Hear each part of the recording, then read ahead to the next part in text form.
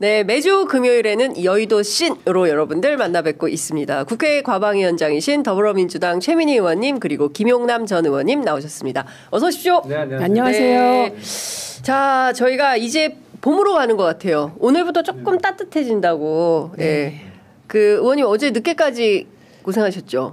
과방위. 그저께 과방위 했고요. 네. 어제는 저희 기자회견 했죠. 근데 그제였구나. 류일임의 소재가 지금 네. 파악이 안 됐는데 네. 과방위 할 때. 예. 근데 어제는 원래 실국장 회의가 있어서 출근해야 되는데 네. 뭐 휴가 내고 안 나왔고 오늘은 통신소위 직접 예. 들어가잖아요. 예. 위원장이. 예. 그런데 연락해 보니 예. 병가 내고 또 안 나왔다. 아파요? 이래도 됩니까? 진짜. 네, 누구는 정말 죽도록 일하고 있는데 누구는 계속 병가 내고 안 나오고 저러고 막 돈 이런 받고. 저러고 돈 받고. 탄핵 저희 다 당하면 국민 월급 세금인데. 예? 탄핵 당해도 월급 받아요. 어머. 너무 싫다. 자, 막판에, 예, 그래도 혹시 감기 걸리신 분들 있을지 몰라가지고, 네. 저희가 천기 약도라지 지내고 하나 소개하고 가도록 하겠습니다. 자, 지금 봄이 좀, 오기는 하지만 그래도 실내 여전히 난방들 하시잖아요. 그래서 건조해서 자꾸 기침 나고 아침마다 물부터 찾고 계시다면, 그리고 또 기관지 때문에 고민이시라면, 이제는 천기 약도라지 지내고로 여러분들 제대로 관리하시기 바랍니다. 풍부한 사포닌 성분으로 기관지를 촉촉하게 보호하고 차가운 공기로부터 건강을 지켜드립니다.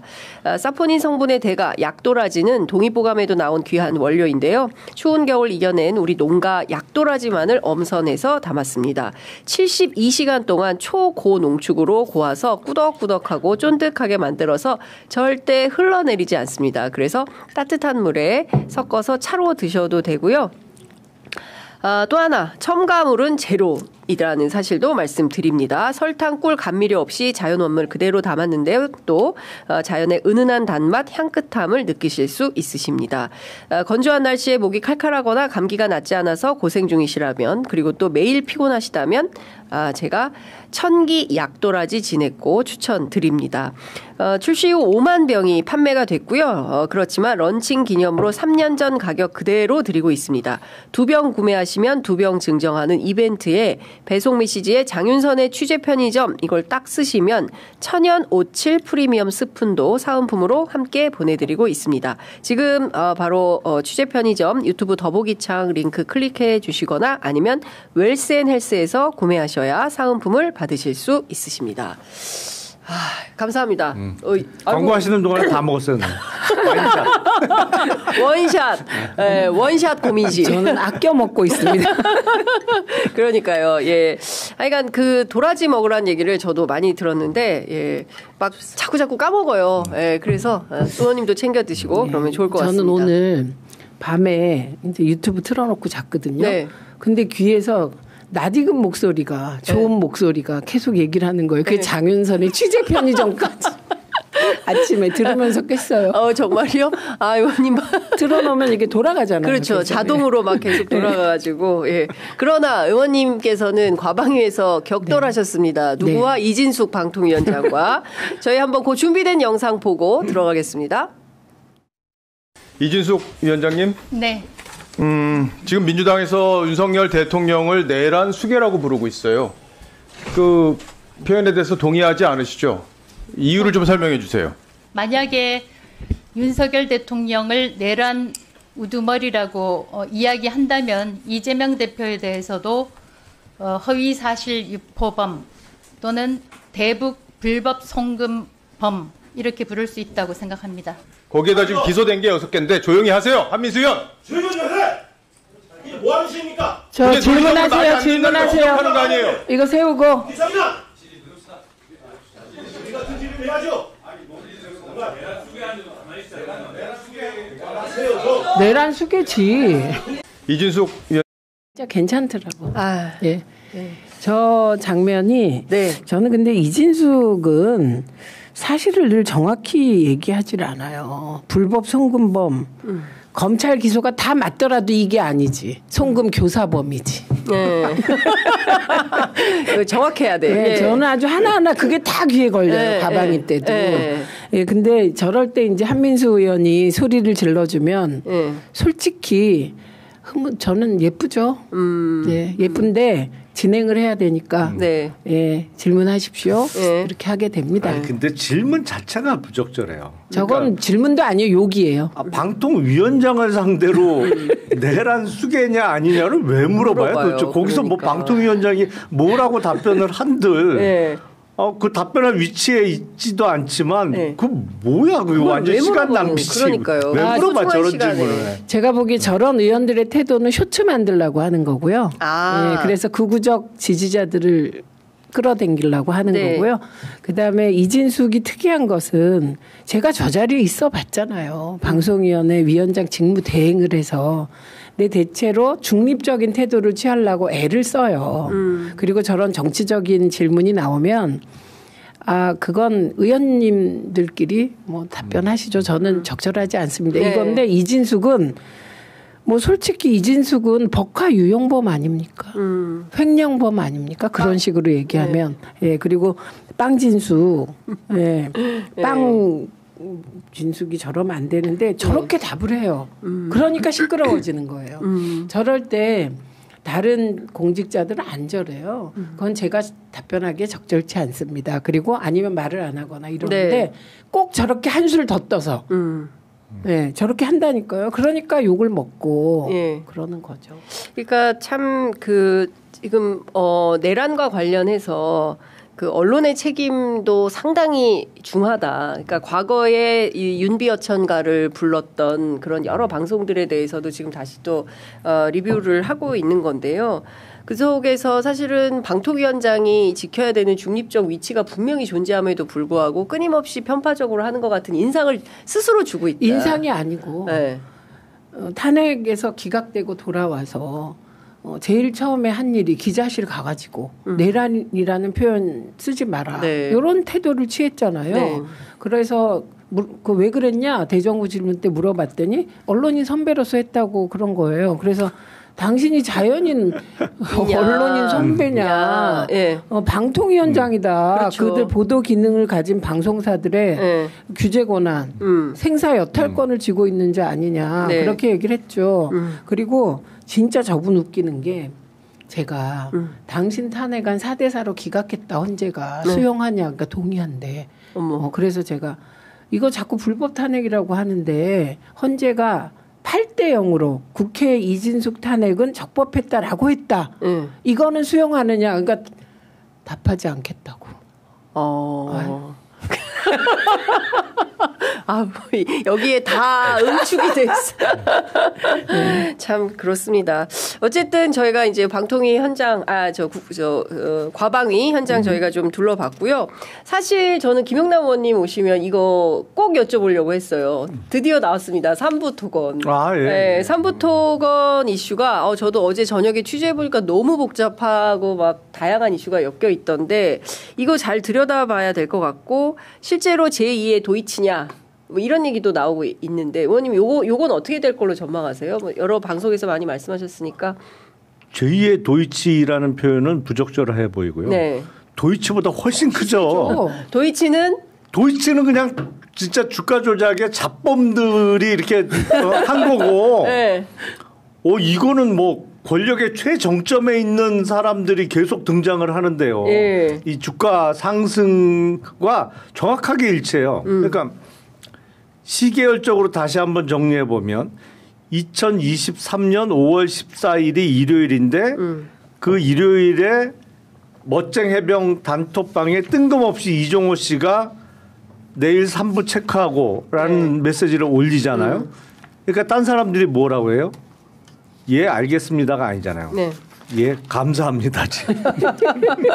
뭐가 감사해? 예, 저기 나옵니다. 예, 감사합니다. 예, 조개 멋쟁이 해병 단톡방이죠. 예. 저 밑에 답글 달린 게 감사합니다예요. 네. 체크하라고 뭘 시키는데 네. 체크해봐라고 시키는데 감사합니다. 네, 알겠습니다. 해야 네. 되는데. 예. 그게 이제 5월 15일 월요일 날이 삼부토건 주가가 단기 최저점이었어요. 네. 단기 저점. 예, 예. 주가가 가장 쌌다는 얘기죠. 예. 근데 그 다음 날인 5월 16일 날 우크라이나의 젤렌스키 대통령 영부인이 방한을 해갖고 이른바 영부인 회담을 해요. 그때부터 약간 꿈틀대고 올라가기 시작해요. 그러면서 며칠 있다가 당시 추경호 경제부총리가 우크라이나에 대한 지원 계획 같은 거를 발표를 하죠. 네. 그 꿈틀 또 올라가. 그러면서 당시 원희룡 국토부 장관이 폴란드에서 열렸던 우크라이나 종전 이후에 재건과 관련한 포럼에 참석을 하는데 거기 삼부토건 대표이사가 같이 가요. 그렇죠. 팍 뛰죠. 네. 그리고 이제 급기야 폴란드를 방문했던 윤석열 대통령이 극비리에 우크라이나로 출발하고 우크라이나 방문 사실이 국내 언론에 알려진단 말이에요. 네. 알려진단 말이에요. 그러면서 이게 1,000원 밑에서 1,000원에서 왔다 갔다 했던 주가가 장중에 5,500원을 뚫고 끝난다. 뭐 종가는 5,000원이 넘어서 끝나는데 네. 5배 이상을 뛰는데 그 사이에 대통령 부부가 등장해, 경제부총리가 등장해, 그리고 국토부 장관이 등장해, 그리고 마치 우크라이나 종전 이후에 재건 사업의 규모가 뭐 몇천조가 드는데 그거에 1등 주자로 참여할 대한민국 건설업체가 삼부토건인 것 같이 그렇죠. 쭉 그려진단 말이에요. 기사도 예. 나오고 예. 어디 뭐 우크라이나의 어떤 지방자치단체하고 MOU도 체결했다는 뉴스가 나오고 이거는 도이치모터스하고는 급이 달라요. 급이 다르다. 그 예. 액수도 일단 금감원 쪽에서 확인한 액수가 100억인데 100억대, 예. 실제로는 훨씬 그거보다 많죠. 훨씬 많을 수밖에 없죠. 최소한 그러니까 100억부터 출발일 네, 거다 이렇게 얘기를. 그 누구지? 저기 예. 23억 아니에요? 도이치모터스는? 도이치 액수가? 23억? 예. 그렇죠. 그러니까 20억. 사이즈가 달라요. 달라요. 네. 예. 그러니까 지금 또 하나 중요한 것은 이 회사가 1955년에 그 설립을 했는데 70년 동안 단 한 번도 해외 사업을 수주한 적이 없는 회사다. 자, 요 대목에서 제가 예.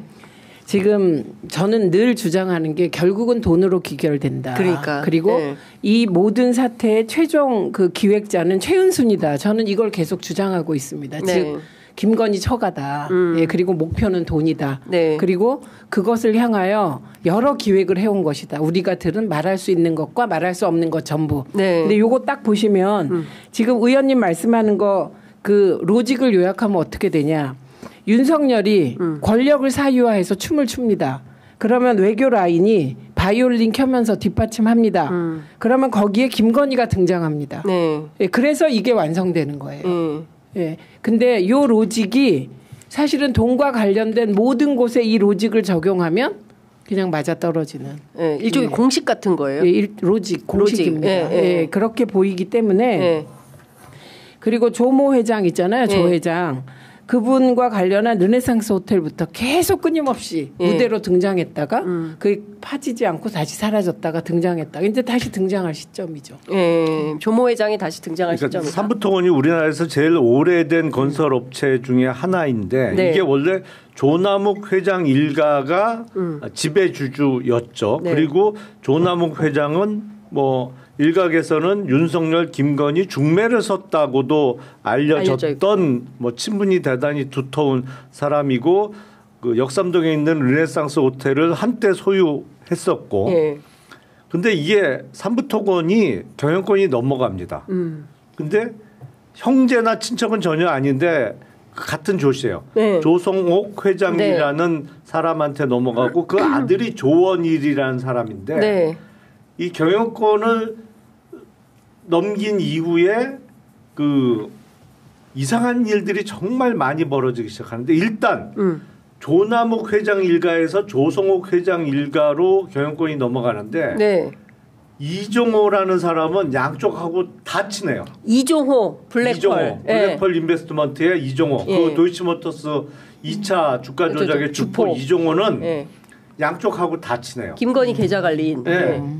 그러니까 이게 경영권을 넘길 때도 뭔가 역할을 하지 않았나라는 생각이 들고 예. 그리고 우리나라는요. 우리나라에만 있는 용어인데 경영권 프리미엄이라는 말이 있습니다. 경영권 프리미엄. 그러니까 기사를 보면 예. 어떤 뭐 예를 들어서 한샘이 뭐 경영권을 사모펀드에 넘기면서 경영권 프리미엄을 뭐 50%를 받았다. 그러니까 상장 주식이면 시가가 있잖아요. 예. 예를 들어서 시가가 주당 10,000원이야. 예. 근데 대주주 일가가 경영권하고 묶어서 이거 자기 지분을 팔면서 뭐 주당 15,000원에 예. 팔았다. 뭐 이런 기사가 많이 나요. 경영권을 파는 경우에는 경영권 프리미엄으로 몇 %를 더 받았다. 뭐 이런 기사가 나는데 이건 대단히 한국적이고 한국에만 있는 현상이기는 네. 합니다만 무슨 뭐 가게에서 네. 뭐 저기 나갈 때 그걸 뭐라 그러죠? 뭐 저 다음 사람한테 넘길 때 뭐 권리금? 권리금? 뭐 그런 거예요? 뭐 그런 거죠. 뭐 말도 안 되는 현상인데 네. 우리나라는 만연해 있기 때문에 네. 지배주주는 절대로 자기 주식을 장내에서 그러니까 주식 시장에서 팔지 않아요. 왜냐하면 묶어서 팔면 훨씬 더 비싸게 받거든요. 네. 최근에 티웨이 항공의 경영권이 넘어갔는데 거기는 7배 받았어요. 7배. 와. 시세의 7배. 그러니까 네. 주식 시장 가격보다 7배를 더 비싸게 받았어요. 근데 희한하게 경영권을 넘겨받은 조성옥 회장 일가가 쑥 빠져요. 지배주주에서. 네. 그런데 주식 어쨌냐 그러니까 장내 매도했다고 해. 근데 그런 일은 없거든요. 왜냐면 장내 매도. 우리나라에서는 프리미엄을 받고 파는데 왜 자기 주식을 장내에서 주식시장에서 팔면 싸게 파는 건데 그거는. 네, 네. 그러면서 최대 주주가 바뀌어요. 뭐 이름도 이상한 회사로 바뀌는데 이게 이상한 거예요. 일단 이 지점이. 네. 왜 지배주주가 싸게 시장에서 팔어 자기 주식을? 그러니까 여기서 의심해 볼 수 있는 건 이거 주식 분산한 거 아니야 미리? 주식 분산. 네. 주식을 다른 사람 이름으로 분산하는 과정 아니었나? 그 과정에서 딴 사람이 들어갔을 수도 있는 거 아니에요? 아니 여러 가지 가능성이 네, 있는 거죠. 네. 그러니까 사실은 야 내가 얼마 그런 거지. 네. 며칠 몇 시에 내가 얼마 매도 물량 낼 테니까 네가 얼마에 받아. 이게 네. 통정 매매라고 하는데. 그렇죠. 그러면서 주식을 이 사람 저 사람 이게 파킹해 놓을 수도 있고 아니면 꼭 필요한 사람한테 싸게 줄 수도 있고 싸게 넘길 수도 있고. 네. 그러면서 그 사람한테 역할을 부탁하는 거지. 그리고 내 주식도 지배주주가 주식 팔기가 쉽지 않거든요. 신고도 네네. 해야 되지만 그 주식 판 게 알려지면 주가가 또 폭락을 해요. 그러니까 미리 타인 명의로 이렇게 돌려놓으면 그 사람 명의로 파는 거는 드러나질 않잖아요. 예. 일단 최대 주주가 장내에서 자기 주식을 팔았다는 게 약간 말이 안 돼. 장내 매도. 예. 희한하게 이 삼부토건 주가가 2023년 5월부터 7월까지 5배 이상 상승하는 효과가 있었단 말이에요. 그러니까 이복현 금감원장이 얘기한 100억 원대 시세 차익은 제가 보기엔 그냥 명의가 확인되는 거. 최대 주주로 확인되는 명의에서 난 시세 차익만 이야기한 것 같고 네. 제가 보기엔 장내 매도했다고 하는 주식이 어디로 흘러들어갔는지를 추적해야 된다. 네. 수사를 해야 되겠네요. 예. 이거 우리나라에서는 절대 이런 일은 일어나지 않는데 예. 일어나지 않는 일이 삼부토건에서는 있었다. 그러니까 지금 이것뿐만이 아니라 사실 우크라이나 글로벌 재건 포럼에 다녀오고 나서 원희룡 장관이 다녀오고 나서 어쨌든 거래가 40배가 늘어났다는 거잖아요. 거래량이 폭등을 한 거잖아요. 그러니까 이때 누가 어떻게 들어갔는지 그리고 이해관계자가 누가 팔았는지. 그렇죠. 왜냐하면 그 폭등 시기에 이해관계자들이 팔아서 돈을 엄청 챙겼다는 거 아닙니까? 그렇죠. 그러면 사실 이거는 그리고 이복현 금감원장도 증권거래소에서 이상징후가 이 정도면 이상징후가 발견되기 때문에 이거 분명히 내부에서 알고 있었죠. 그러니까 예, 알고 있었는데 그냥 놔둔 거죠. 지금까지. 그랬다가 지금 까는 이유. 예, 뭡니까? 궁금하죠. 예, 제가 보기에는 그게 윤석열 커넥션의 막내 아닙니까? 이복현 이복현이. 검사가. 예. 그럼 요 막내는 중간에 한동훈 네. 있었고 그 한동훈과 친하겠죠. 그래서 저는 그냥 제가 보는 견지는 예. 우리 이거 다 깔 수 있어. 이거는 빙산의 일각일 거라고 봐요. 네, 그래서 그냥 검찰의 상당수가 소위 정치 검찰의 상당수가 한동훈을 밀고 있는 거구나. 그리고 그들은 지금 김건희와 윤석열에게 예. 이 공개적으로 메시지를 보내고 있는 거구나. 이렇게 봅니다. 근데 김건희 침묵 중이잖아요. 네. 그쪽은 예, 태도를 못 정했거나 아니면 반격의 카드를 준비하고 있겠죠. 그러니까요. 지금 영화 보고 계신 거예요. 영화예요? 이게 이런 겁니다. 이 소위 르네상스 호텔, 그다음에 뭐 조모 회장, 그다음에 과거 무슨 뭐 영부인의 행적을 둘러싼 많은 얘기들이 있었잖아요. 그걸 흔히 이제 치정 혹은 뭐 그 연애사라고 하죠. 그런데 그게 사실이건 사실 아니건 그건 주가 아니에요. 예, 영화 이렇게 보시면 자본주의 사회에서 모든 문제 생기는 부패, 비리, 살인 뭐 이런 모든 행동의 목표는 돈과 치정인데 네. 치정은 돈에 그냥 러브라인으로 깔릴 뿐이라는 거예요. 돈은 굉장히 냉정하게 작동돼요. 예, 그래서 대중의 관심은 끌고 네. 또 그중에 일부 그 스토리 라인에서 일부는 러브라인에 빠지는 사람도 있죠. 그러나 결국 돈을 가져가는 사람은 냉정하게 다 체크하고 있고 네. 결국 제가 계속 김건희와 최은순의 목표는 돈이다. 예. 이렇게 보고 있기 때문에 그들은 반격의 지점을 보고 있겠죠. 지금도. 마치 조선일보에 대하여 나 조선일보 죽이는데 목숨 걸었다. 그러니까 저는 의원님 오시면 그것도 여쭤보려고 했었던 건데 목숨을 걸었는데 그게 계엄 이후에 목숨 걸겠다고 말한 거예요. 그렇죠. 그러니까 아니 계엄도 아니고 탄핵이 가결된 이후니까 예. 그때는 사실은 야 이거 우리 큰일 났다 다 죽었다 어떡하냐 이렇게 대책회의하고 뭐 이렇게 막 쫄아야 되는 시점인데 오히려 의기양양해가지고 야 내가 이거 다 폐간시켜 버릴 거야 라는 이 힘이 어떻게 가능한 거냐. 일단 첫째는 그 자기 뇌피셜 회로 4차원의 회로가 이를 돌고 있고 이 자식은 인사에서 나오는 겁니다. 인사? 우리가 계속 얘기했잖아요. 김건희가 인사를 다 좌지우지하고 있고 소위 지금 알박기 인사는 김건희가 하는 거다. 이런 얘기를 많은 사람이 합니다. 그러면 그게 힘이 되는 거죠. 예. 그리고 사실 실세가 윤석열이 아니었구나. 윤석열은 구속시켰는데 김건희는 건재하다. 게다가 웃기는 게 숙대. 아니 숙대 석사 논문 표절이라고 확인까지 해놓고 징계는 왜 안 합니까? 왜 취소는 안 합니까?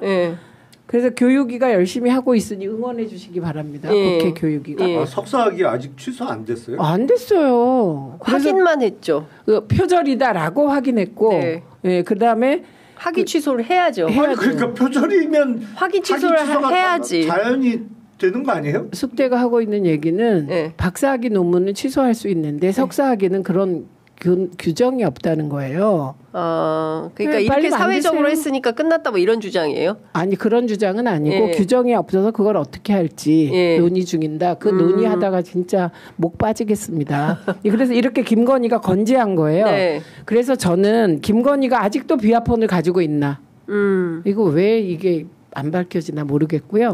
영부인이 왜 비화폰을 갔습니까? 그렇죠. 민간인이. 그래서 그 김종대 의원 말에 따르면 비화폰이 뭐 2,000대? 200대도 아니고 막 몇천 대가 풀렸다. 이렇게 주장을 하고 있어서 윤석열의 공식 조직과 다른 또 하나의 비화폰 조직이 있었다고 주장을 했어요. 김종대 의원이. 그거 정말 저는 궁금합니다. 그래서 아직도 제2의 계엄을 그 당시까지 꿈꾸고 있었다. 그 당시까지. 네, 그렇게 보고 이 계엄의 주체는 윤석열이 아니고 김건희였구나. 이걸 확인하는 장면이었습니다. 그 서울 고검에서 김성훈 경호 차장에 대해서 이거 구속영장 청구하는 게 맞다라는 결론을 내지 않았습니까?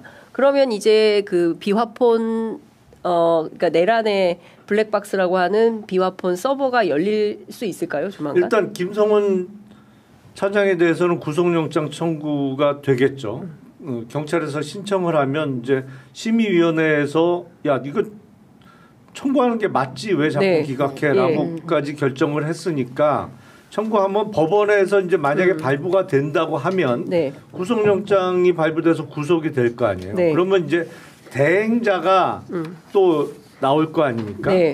그러면 지금 비화폰 서버를 압수수색 못하는 것은 이게 공무상 기밀을 요하는 장소다라고 해서 그 책임자의 승낙이 있어야 되기 때문에 압수수색 영장 집행을 못하고 있는 건데 김성훈이 구속된 이후에 대행이 누구냐 그리고 그 대행이 승낙을 하느냐 마느냐에 따라서 또 압수수색 성공 여부가 결정이 되겠죠. 아, 김성훈이 끝이 아니었어요. 김성훈 구속됐다고 그냥 바로 끝나는 건 아니죠. 절차는 밟아야 예. 되는데 일단 김성훈이 그 대마왕이라면 방탄 대마왕이라면 그 이제 대행으로 가면 네. 최상목이 한덕수는 헌재 재판관 한 명도 임명 안 하고 버텼잖아요. 최상목은 2명 임명하잖아요. 네. 예, 그렇게 깨져가는 겁니다. 예.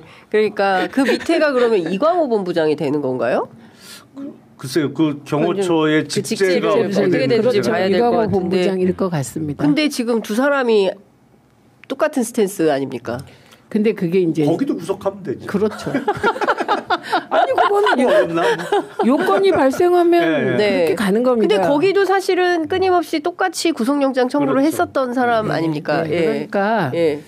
이게 이제 지켜볼 때 예. 마음 같아서는 한 칼에 딱 내란 세력을 일소하고 예. 서버도 빨리 열어보고 이러고 싶잖아요. 예. 근데 그렇게 마음대로 다 하다가 비상계엄에서 지금 감옥 가신 분이 있는 거예요. 그러니까 민주주의는 절차기 때문에 네. 그 절차에 따라 다만 선을 놓치지 않고 갑자기 그렇게 가다가 우리 통합하자 중단만 안 하면 됩니다. 아, 통합. 그거 좀 이따 여쭤보도록 하겠습니다. 통합과 관련해서 이따 여쭤보도록 하고, 저는 이거 굉장히 깜짝 놀랐는데, 결국에는 김건희 씨에 대해서 무혐의 결정을, 그러니까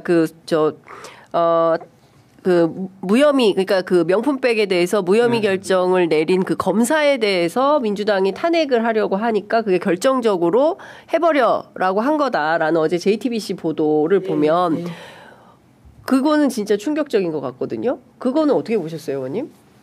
아니 비상계엄 말씀하시는 거죠? 그렇죠. 결국에 비상계엄의 선포 목적은 김건희를 지키기 위해서였다는 거. 뭐 결국에 김건희를 지키는 게 본인을 지키는 것도 되는 거니까 뭐 그 목적인 거는 분명해 보이고 네. 정말 그게 그 무혐의 결정을 한 검사에 대한 탄핵 움직임이냐 아니면 명태균이 이른바 황금폰을 민주당에도 줄 수 있다라고 하는 움직임 때문이냐는 글쎄 본인 생각은 머릿속에 들어가서 확인하기 어렵습니다만 아무래도 파괴력은 황금폰 쪽이 좀 더 세지 않을까요? 그러니까 검사 탄핵보다는 네. 황금폰이 들통날까봐 어떻게 보세요, 의원님? 저는 그게 다 복합적인 거라고 봅니다. 한 그러니까 세트다. 그 윤석열이 횡설수설하잖아요. 어떤 때는 감사원장까지 탄핵하냐 이랬다가 그렇죠. 그다음에 검사 탄핵하고 이게 말도 안 되게 이재명 대표를 막기 위해서 탄핵했다. 못 막았잖아요. 그러니까 재판받고 있지. 이거 네. 말도 안 된다는 거고. 예. 그러니까 복합적으로 김건희를 지키기 위해서인데 네. 그 김건희를 지키기 위한 것이 말씀하셨듯이 김건희 지키는 게 윤석열 지키기. 그럼 아까 제가 최은순 돈 처갓돈 네. 사실 윤석열은 한 방에 그 돈 다 먹을 수도 있는 위치잖아요. 그리고 푸나는 푸른 나무 새날에 네. 늘 뭐라고 주장하냐면 최은순 돈이 다 윤석열 돈 될 거다 이렇게 주장을 합니다. 그러니까 최은순이 경제 안 줄 것 공동체 최은순이 안 줄 것 같은데. 아니 근데 네. 어려울 것 같은데. 아니, 그거는 이제 그런데 대통령이 됐을 때 예. 모든 걸 다. 할 수 있는데 네. 그럴 필요가 없는 거죠 지금 공동체니까. 그래서 그런 상황이죠. 모든 것이 복합적으로. 네. 국회도 꼴보기 싫고 네. 사실은 예비비 4조 있잖아요. 네, 네. 4조 깎았거든요. 과거엔 그거보다 더 많이 깎았어요. 근데 그 예비비 4조에 꽂혀서 문제 삼아 버리고 있잖아요. 그리고 또 살짝 하나 우리가 비껴간 게 있는데 마음 예산 있잖아요. 김건희. 아, 예, 예. 네, 그거 뭐 마음 과방이 치유 예산. 마음 치유 예산인데 네. 그게 치유가 안 돼요. 그 예산 통과시키면 큰일 날 뻔했어.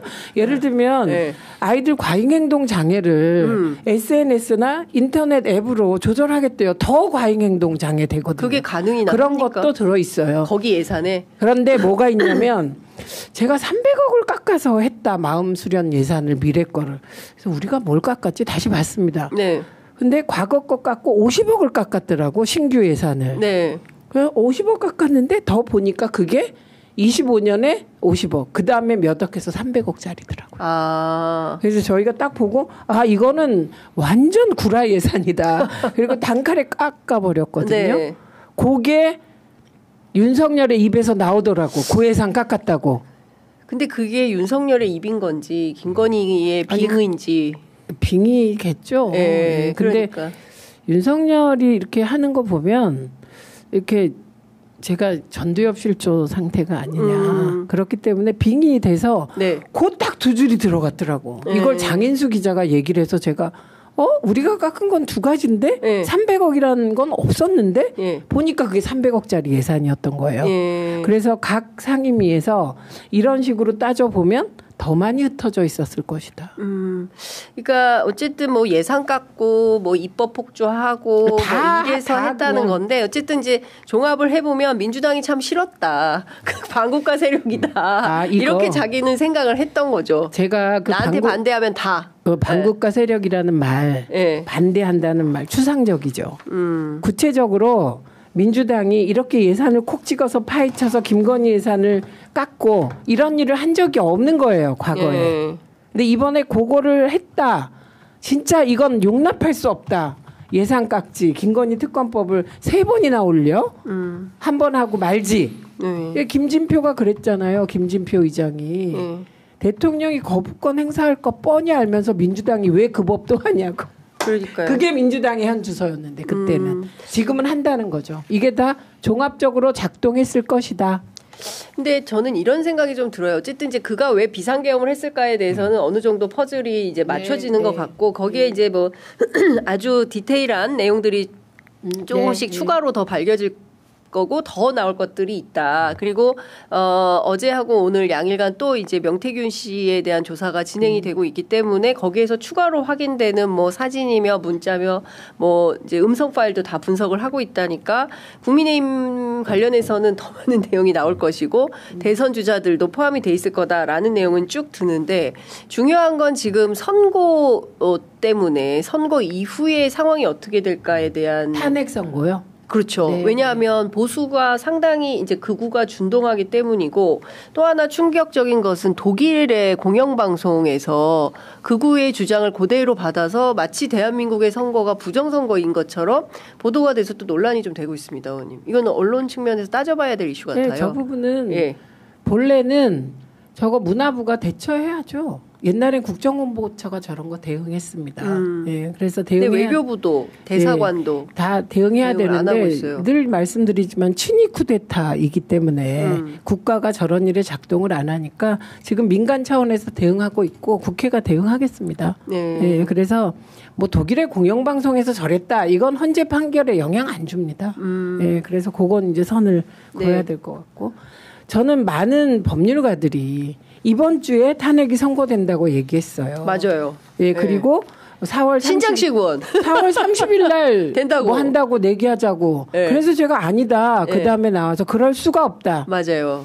그러니까 제가 말씀드리는 건 헌재가 하는 그 행동, 그러니까 길 잡고 뭐 하고 말하는 거 그걸 다 보고 3월 7일 날 이게 평일을 잡으면 2주는 안 되는구나. 평결도 해야 되고. 예, 그리고 이게 이제 다 의견 조율해서 발표해야 되잖아요. 그래서 3월 중순 정도일 것이다라고 일관되게 주장했어요. 맞아요. 예. 그래서 보자고 했잖아요. 누가 맞는지. 신장식 틀렸네. 아니 그러니까 제가 보기에는 헌재 결정은 빠르면 다음 주 후반. 네. 저도 그렇게 다다음 봅니다. 주 초. 그럴 수 있습니다. 17일까지 지금 일정을 안 잡았다는 거잖아요. 예, 그래서 저는 그리고 3월 14일, 17일이 유력하다. 그런데 14일이길 바란다. 이게 제 입장이고 어떤 분들은 여기에 재보궐선거 비용 370억인가 때문에 13일이었으면 좋겠다라고 얘기하는 분도 계세요. 근데 13, 14, 17 저는 그렇게 봤던 거고 그다음에 한덕수 총리 선고가 먼저 날 것이다. 그게 불가능해요. 왜냐하면 국회가 변론을 좀 더 할 필요가 있다. 자료 제출을 했는데 그걸 받아들였기 때문에. 그리고 또 하나는 아니 근데 그거는 검찰에서 자료를 안 보내겠다고 최근에 했다는 그런데 중요한 거는 한덕수 총리의 선고를 내리려고 하더라도 관련 평일을 잡아야 되는데 그 날짜를 안 잡았어요. 헌재에서. 그래서 대통령 선고를 먼저 하는구나. 이 기조로 보면 그렇게 판단하는 거예요. 그러니까 내 머릿속에서 뭘 생각하는 거 중요하지 않고 언론 보도 중요하지 않아요. 헌재가 행동하는 거, 일정 잡는 거, 예. 헌재 대변인이 말하는 걸 보면 그렇다. 예. 근데 그 독일 공영방송 문제는 네. 사실은 지금은 대한민국 자체가 일종의 아노미 상태인 거죠. 왜냐하면 최근에 안창호 인권위원장이 그렇죠. 국제기구에 예. 대한민국 헌재의 신뢰성을 부정하는 글을 보냈잖아요. 근데 예. 국제기구에서 보면 대한민국의 어쨌든 인권위원회의 위원장이라는 위상이 공식적인 예. 직책이 있는 사람이 의견서를 보낸 거란 말이에요. 예. 그럼 뭐 국제기구에서 보기에는 대한민국 정부의 입장이라고도 볼 수 있는 거예요. 근데 이게 뭐 거의 그냥 사방팔방 중구난방이야. 그냥 각자 예, 예. 지 맘대로야. 지 맘대로 지금. 엉망이야 엉망 지금. 예. 그러니까 친일 질서가 쿠데타가 없어요. 질서가 있을 수가 없어요. 제가 계속 초기에 이건 친일 쿠데타다. 네. 이 내란은 진압이 힘들다. 시간도 걸리고 혼란스러울 수밖에 없다. 왜냐하면 친일 쿠데타는 실패할 수가 없어요. 그런데 실패했습니다. 네. 그러니까 친일 쿠데타를 해낼 역량도 안 되는 거예요. 이 사람들이. 이게 웃기는 거죠. 그러니까 극우 쪽에서 335 얘기하는 게 야 쿠데타도 실패하냐 이놈은 이렇게 말하는 걸 들었어요. 의원님이. 예, 제가 어른들이 얘기하는 걸 들었다고요. 동네에서. 예. 그런 얘기 많이 하죠. 뭐 하나 제대로 하는 게 없네. 그러니까 그래서 저희가 막 그런 상황인데 네. 그러니까 그러면 내란 세력이에요. 네. 다. 예. 그렇잖아요. 그렇죠. 윤석열이 다 임명했어. 안창호 윤석열이 자리 준 거야. 그렇죠. 그러면 사람에 따라 난 충성해야지. 이런 사람이 있고 또 그중에 내피셜 예. 있잖아요. 이거 기각될 거야. 나 한 건 해야지. 이런 자도 나타나고. 예. 그러니까 우후죽순일 수밖에 없어요. 지금 상황. 그럼 그것만인가? 차기 대권 주자들의 입김이 또 들어가잖아요. 예. 그러니까 이 나라는 도대체 지금 이런 상황이에요. 네, 그러니까 제가 아까 네. 친일 쿠데타를 해결하고 내란을 종식시켜가는 과정에서 끈을 놓으면 안 된다. 그런데 갑자기 민주당에서 통합하자 그러면 더 사회가 혼란스러워진다. 이 얘기입니다. 제 지금 주장은. 46분이니까 그 얘기 시작해야 될 것 같아요. 민주당 안에서 최근에 그 이재명 대표의 어떤 벌써 작년인가? 재작년이죠. 체포동의안 네. 논란이 있었을 때 네. 상황을 매블쇼에 출연해서 설명을 했는데 네. 그걸 가지고 이제 비명계에서 상당히 문제 제기를 하고 있습니다. 고민정 의원 라디오 출연해서 굉장히 놀랐다. 그리고 지금까지 이어온 통합 행보에 찬물을 끼얹는 거 아니냐라는 입장을 밝혔어요. 의원님 어떻게 보세요? 뭐 민주정당이니까 뭐 그런 의견도 있을 수 있다고 생각합니다. 예. 그런데 중요한 거는 그 근거가 타당하냐. 공든탑이 무너졌다는 근거가 타당하냐. 왜냐하면 김경수 지사도 언론 나와서 얘기하는 거 보니까 체포동의안 가결을 주도한 세력과는 같이 갈 수 없다고 말했던데요. 네, 맞아요. 예. 그리고 그날 제가 그 이재명 대표 못 봤지만 그 짧게 그 예. 부분만 봤는데 아유 이재명 대표도 사람이구나. 한맺혀 있구나. 이 정도로 받아들였어요. 예. 그러면 정치적으로 이게 적절했냐 안 적절했냐 말 안 하는 게 나았겠죠. 그런데 이게 무슨 공든탑이 무너진다고 말할 만큼 논리적 로직이 되냐? 전 안 된다고 봐요.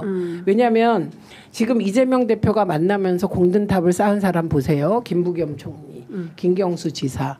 그 만난 분들은 그 체포동의안 가결에 적극적으로 한 사람은 제가 보기에 한 명밖에 없어 보여요. 그런데 그 사람조차 뭐 그 정도 얘기 가지고 뭐 반응이 없어요. 근데 왜 갑자기 다른 사람이 나타나서 공든탑이 무너졌다고 느꼈냐. 느꼈다고 하니까 느낌은 자유고. 네. 또 민주정당이니까 그 얘기 할 수 있고.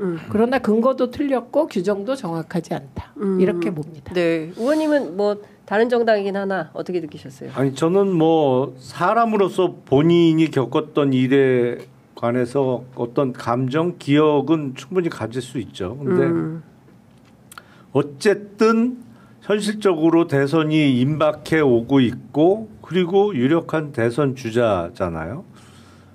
그럴 때는 속마음을 있는 그대로 드러내는 거는 조금 전략상 그렇죠. 저렇게 말하는 게 삼가하는 게 맞지 않나. 그리고 이게 제가 늘 말씀드립니다만 대선은 쉬운 대선은 절대 없어요. 그럼요. 그리고 이게 총선이나 지방선거는 일종의 바람선거 성격이 강하지만 대선은 철저하게 인물 선거기 때문에 끝까지 그 후보의 일거수일투족이 관심이 뭐 집중될 수밖에 없거든요. 근데 그 검찰과 당의 일부가 짜고 뭐 체포동의안 그거를 처리한 거다라는 발언이라든지 어제 부산에 내려가서 박형준 시장하고 네. 별로 안 좋게 헤어진 거라든지 그러면 이제 뉴스를 접하면 그런 생각이 드는 거예요. 저렇게 할 거면 뭐 하려고 부산까지 내려갔지? 왜 시간과 노력을 들여서 얻는 속에 성과가 없잖아요. 물론 이슈와 관련해서 입장이 갈리는 건 충분히 이해를 하겠어요. 그러니까 부산시장 입장에서는 산업은행의 부산시 이전에 대해서 적극적으로 도와달라고 요구를 할 수 있는 거고, 다만 또 선거를 앞둔 후보자의 입장 내지는 전국을 다 커버해야 되는 입장에서는 그게 조금 곤란할 수도 있고, 더군다나 산업은행 노조에서 적극적으로 반대하는 입장을 잘 아는데 부산시장 요구에 덜컥 협력하겠다고 약속을 해줄 수도 없는 그런 입장은 충분히 알겠는데, 그래도 헤어질 때 정치인들끼리 좋게 그냥 아름답게 헤어지는 그런 게 통상 있잖아요. 그러니까 이 젤렌스키하고 트럼프의 정상회담 같은 모습을 또 연출하는 건 이상하지. 그거는 정치권에서는. 네. 그래서 이건 뭐지? 너무 자신감 뿜뿜인가? 뭐 이런 생각이 좀 들어요. 자신감이라기보다는 의제 조율이 잘 안 된 거고. 의제 조율이. 예, 저희 내부 입장은 박형준 시장이 오버했고 판을 깬 건 박형준 시장이다. 이런 거더라고요. 예, 그러니까 예. 이거는 양쪽 입장이 다를 수 있어요. 예. 그래서 제가 계속 말씀드리는 게 지금은 내란 종식 과정입니다. 네, 그렇죠. 그리고 이재명 대표가 사실은 그냥 제가 한 발 떨어져서 보면 제일 유리한 선거운동을 하고 있구나 이렇게 보여요. 네. 그것도 이거는 뭐 그 사실은 아무 문제 없이 할 수 있는 거예요. 당 대표로서 예, 움직이고 있으니까. 그러니까 그런 행보를 하고 있는 것이 내란 종식과 네. 엇박자가 나는 저런 일이 생긴다는 거예요. 예를 들면 경기도에 갔어요. 네. 그러면 아름다운 장면이 연출될까? 당이 다르니까 좀 낫긴 하겠지만. 네. 그 경기도지사도 대권 나올 거 아니에요. 그렇죠. 네, 그러니까 저는 지사. 이걸 바라볼 때 네. 저의 시각은 저런 엇박자는 당연한 거다. 네, 이렇게 보는 거예요. 네. 뭐만 남냐. 이재명은 부산을 방문했고 부산에 애정이 있다. 이거만 남는 거예요. 그거를 네. 목표로 가는 거예요. 그래서 지금은 명확하게 내란 종식에 힘을 모을 때다. 네, 저는. 네, 네. 나머지는 해도 부수적이 되고 엇박자가 날 수도 있다는 건 각오하고 하는 거예요. 네. 근데 이 내란 종식의 과정이 수월할 거냐, 아까 이제 아닐 거다, 어려울 거다, 이게 친위 쿠데타의 성격을 갖고 있기 때문에. 성격이 아니라 친위 쿠데타입니다. 네, 친위 쿠데타이기 때문에. 네. 그런데 거기에서 발목을 잡고 있는 사람이 있으니 최상목 권한 대행인 것 같아요. 네. 지금 뭐 마은혁 재판관 임명 문제를 포함해서 실제로 또 하나는 헌법재판소에서 파면 선고가 나도 선고기를 안 잡거나 이럴 가능성이 있는 거 아니냐라는 그 보도를 저는 어떻게 보세요? 이해할 수 없었습니다. 이해할 수 없다. 여러분이 네. 최상목이라는 사람의 이력을 보면 관료 출신이잖아요. 그렇죠. 이 사람은 지금 자기를 출세시켜준 윤석열에 대한 충성과 내 친구들이 많은 국힘이 주예요. 네. 그런데 친위 쿠데타가 실패했기 때문에 자기는 대행으로서 중립을 지키는 척도 해야 돼요. 아주 복잡한 상태. 심리가. 예, 심리가 복잡합니다. 근데 네. 관료예요. 이 사람이 개길 수 있는 이유를 제가 말씀드릴게요. 틀렸지만. 네. 헌재가 네. 권한쟁의 심판과 함께 그냥 마은혁이 임명됐다고 해줘라. 그랬더니 뒷부분 임명됐다. 자격이 발생한다. 이분 기각해버렸어요. 이거는 최대행의 몫이다. 행정부에. 네, 그렇죠. 그런데 우리 법에 국회가 헌법재판관을 추천하면 네. 며칠 내에 임명해야 해가 없는 거예요. 그동안에 필요가 없었지. 이런 알아서 짓들을 안 그냥 했으니까. 하니까. 예. 그런데 그거는 어떻게 보면 디테일의 실수라고 할 수 있잖아요. 법은 최악의 인간을 기준으로 만들어야 되는데 그거를 뚫고 들어오는 거예요. 예. 그런데 선거 날짜는 네.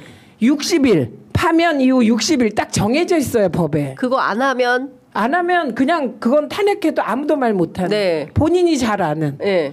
근데 왜 그렇게 개길 수 있는 논리를 제공합니까? 아. 말이 됩니까 지금? 예. 오히려 논리를 제공하고 있는 것이다. 아니 말도 안 된다. 되는 개김. 예. 너네 이렇게도 이렇게도 내가 개길 수 있네? 법에 명시된 거를 최상목이 어기지 못해요. 예, 법에 60일 네. 딱 명시돼 있잖아요. 네. 아니, 그건 정말 불가능한 상상. 불가능하고 그건 진짜 막까지 하는 건데 그거는 그런 거기까지는 안 갈까. 그런 일은 일어나기가 어려운 거고. 네.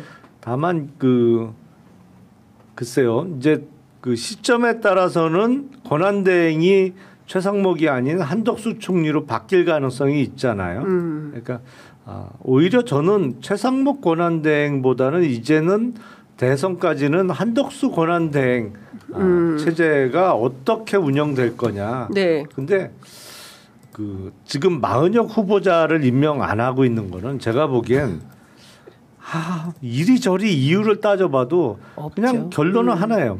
머리가 나빠서. 아이고야. 그거 외에는 네. 저는 마지막 충성심. 이유를 찾아보기 어려운 게 왜냐하면 네. 4월 18일 날 재판관 두 사람의 임기가 끝납니다. 문영배, 이미선. 네. 근데 4월 18일 이전에 대선이 실시될 가능성은 제로예요. 그러니까 그 얘기는 뭐냐면 그때도 권한 대행 체제라는 거예요. 더군다나 두 사람은 대통령 몫이에요. 대통령 임명 몫이에요. 네, 네. 아니 정말 머리를 쓴다고 하면 마은혁 후보자 빨리 임명하고 네. 지금 헌재 탄핵을 비롯해서 권한쟁의 심판 여러 가지 일이 어마어마하게 몰려들고 있는데 이거 공백이 있으면 안 된다. 재판관에 공백이 있으면. 그러니까 4월 18일 임기가 종료하는 두 재판관의 후임을 지금이라도 빨리 임명하는 게 맞다라고 논리를 세우면서 두 사람을 자기네 편으로 얼른 챙기겠어요. 제가 만약에 지금 집권 세력이라면 그래서 하나라도 빨리 하나 주고 두 개 챙기는 게 낫지. 이렇게 산수가 안 되나 하다가 보면 3명 몫이 다 차기 정권으로 넘어가 지금. 그리고 그렇죠. 헌법재판관만 공석이 있는 게 아니에요. 지금 대법관도 공석이에요. 그렇죠. 근데 그 후보자 이름도 공교롭게 또 마시야. 마용주 후보자인데 네. 아니 이거 임명을 왜 하라는지 모르겠어. 그러니까 제가 김용남 의원님 말씀 들으면 의원님은 윤석열한테 수혜받은 게 하나도 없습니다. 그거 확인하고 있습니다. 지금. 네, 그러니까 저기에 이제 윤석열이 나를 이렇게 해줬지. 심지어 윤석열 한독수가 탄핵되면서 내가 대통령 대행을 하고 있는데 이런 복잡한 바이어스가 끼면 저런 판단 못하죠. 아, 그렇구나. 하여간 참 제가 들어도 진짜 나 같아도 그렇게 하겠다. 근데 그런 생각이 안 되는구나라는 생각이 좀 들고요. 갤럽 조사 결과 나와서 조금 늦긴 했지만 좀 설명을 좀 들어야 될 것 같아요. 지난주하고 대동소이한데 일단 윤석열 대통령 탄핵에 찬성한다 60, 반대한다 35, 중도층만 따로 보았습니다. 정권 교체가 필요하다 61, 탄핵은 찬성이다 71 올랐습니다. 그리고 또 하나는 아까 제가 말씀드렸죠. 현 정권 유지 대선에서 여당 후보 당선 37, 야당 후보 당선이 52 이렇게 나왔습니다. 그러니까 정권 교체 여론이 훨씬 높은 이런 상황입니다. 그리고 이번에 개헌과 관련된 조사를 갤럽이 했는데요. 개헌 필요하다 54, 필요하지 않다 30. 그리고 그럼 어떻게 할 거냐 대통령 임기만 물었습니다. 4년 중임제 64, 5년 단임제 31 이렇게 나왔고요. 대통령의 권한은 어떻게 하는 게 좋겠냐. 현행 수준으로 유지하는 게 좋겠다 43, 현행보다 축소해야 된다 35, 확대해야 된다가 14. 그러니까 지금보다 늘어나면 안 된다는 게 훨씬 큰 여론입니다. 명태균 특검 도입해야 된다 59, 필요 없다 28. 그리고 차기 지도자 선호도 조사했는데요. 이재명 35, 김문수 10, 한동훈 6, 홍준표 5, 오세훈 4, 이준석, 조국 1 이렇게 나왔습니다. 정당 지지도 보겠습니다. 더불어민주당 40, 국민의힘 36, 무당층 18. 그러니까 국민의힘은 계속 떨어지고 있어요. 예. 자, 지난주하고 동일하긴 합니다. 어떻게 보십니까, 전반적으로? 아니 일단 중도층에서 네. 탄핵 파면 찬성이 올라갔고 정권 교체 요구도 올라갔고 저는 딴 거 안 봐요. 중도층만 딱 봅니다. 요즘은. 네, 왜냐 의미가 없어요. 다른 게. 맞아요. 그리고 특히 저는 정당 지지도라든가 이런 거는 아무 의미 없다. 네, 그래서 뭐 지금 저게 그대로 보여주는 거고 지금 개헌에 대해서는 이렇게 자세히 보시면 네. 사실 크게 관심이 없는 거예요. 네.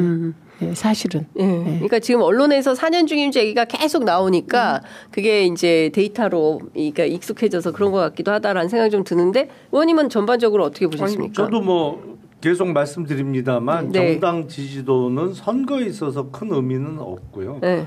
역시 중도층의 그 표심 내지는 중도층이 어떤 생각을 하고 있는지를 확인하는 게 다른 어떤 선거보다도 전국 단일 선거인 대선에서는 가장 중요하다. 결국에 당락을 결정짓는 거는 중도층의 표심이기 때문에. 근데 그렇게 보면 국민의힘이 지금 저러고 있으면 안 되는 거예요, 사실은. 저 스탠스에서 빨리 벗어나야 되는데. 네. 근데 제가 몇몇 분하고 얘기를 해봐도 그거 어려울 것 같아요. 이게 보니까 네. 확실히 그 TK 쪽 그 민심 내지는 TK 쪽의 강성 지지층의 목소리에 워낙 매몰되어 있어서 쉽게 방향선회하기는 좀 어려울 것 같아요. 그런데 그렇게 되면 대선은 점점 여당은 불리해지고 야당의 승리 가능성이 높아지고 있는 거죠. 네. 그러니까 지금 보면 대구 경북 지역은 조금 비슷비슷한 것 같은데 부울경이나 대전 충청에서 그리고 수도권에서는 이재명 대표에 대한 지지율이 상당히 많이 올라와 있다라는 거를 지금 확인을 할 수 있을 것 같고요. 그리고 그 40대 50대에서 그렇게 상당히 높다 이렇게 볼 수 있고 중도에서도 그러니까 역시 보수에서 김문수 후보가 24%로 앞서고 있지만 진보 진영에서는 67%로 이재명 대표가 상당히 앞서고 있고 중도에서는 보면 이재명 대표가 39, 김문수 5, 한동훈 6, 그다음에 홍준표 5, 오세훈 3, 이준석 2, 조국 1 이렇게 돼 있습니다. 그러니까 중도의 표심도 이미 이재명 대표로 훌쩍 움직여 근데 있다. 진짜 이렇게 언론의 의제 설정이나 언론이 유도하는 방향으로 민주당이 끌려가면 정말 개판되는 겁니다. 네, 저는 지도자 당이란 이 시대 상황에서 대한민국이 바로 가기 위해서 해야 될 일이 지금 뭔가를 명확히 하고 가야 된다고 생각합니다. 시대 정신을 명확히 해야 된다. 네, 이 시대 정신은 내란 종식, 민주주의 국헌 문란, 퇴치, 진짜 반국가 세력 일소라고 저는 봅니다. 그거 일소하지 못하면 경제고 뭐고 없습니다. 그러니까 국가인권위원장이 계속 저렇게 안창호처럼 저렇게 행태해 보세요. 네. 나라가 국제적으로 망신하고 있는데 이게 개방형 통상 국가가 제대로 가겠습니까? 그래서 저는 지금 이 중도의 여론도 잘 읽어야 된다. 아하.